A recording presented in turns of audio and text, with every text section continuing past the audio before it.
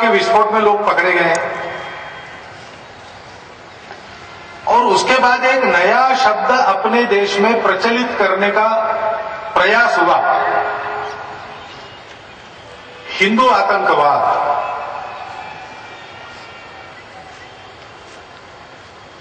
उसकी जांच चली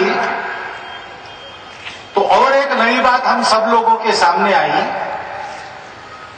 कि कोर्ट में जांच जाने के पहले, कोर्ट के सामने जांच के मुद्दे बताने के पहले ही उसकी बातें बाहर आने लगी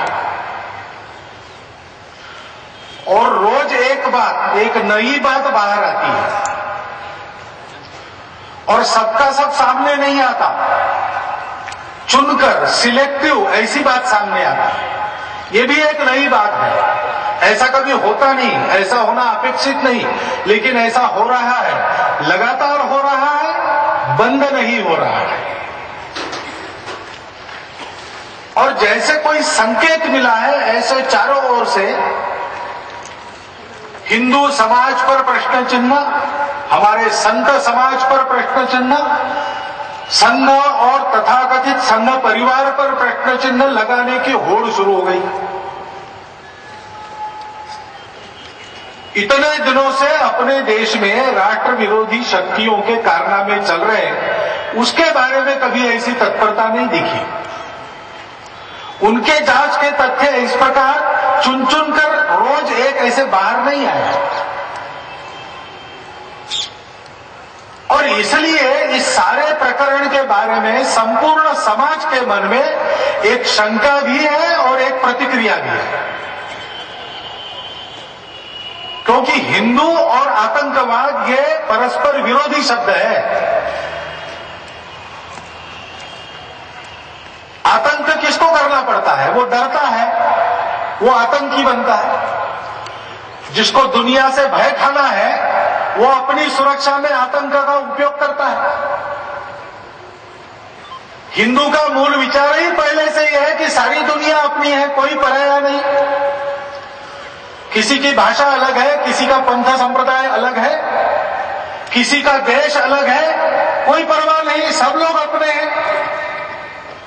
वसुधैव कुटुंबकम की वृत्ति लेकर हजारों वर्षों से जो हिंदू समाज चल रहा है,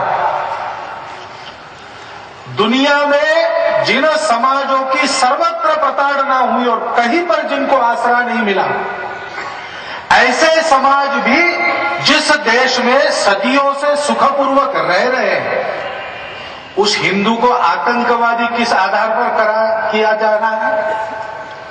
केवल एक प्रकरण में कुछ हिंदू युवकों के नाम आए इसलिए, और सबूत तो कुछ मिल नहीं रहा है, सामने नहीं आ रहा है। एक साध्वी को पकड़ा गया,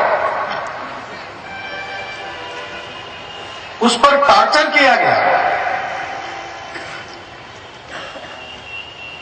और जिससे उनको दोषी कहा जाए ऐसा कोई ठोस सबूत सामने नहीं है, तो ये सारा क्यों किया जा रहा है?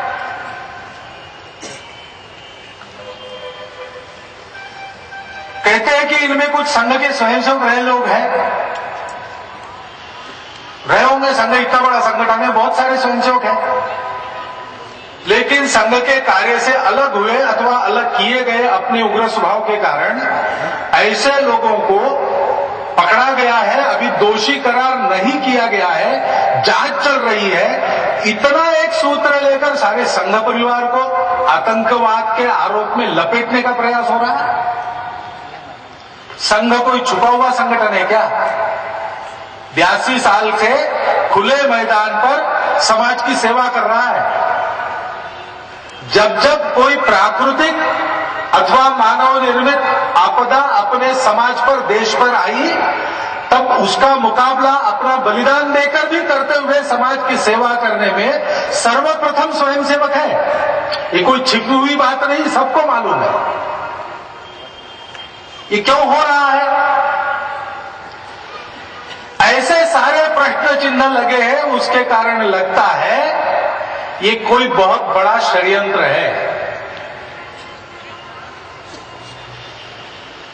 इस हिंदू समाज को बदनाम करना,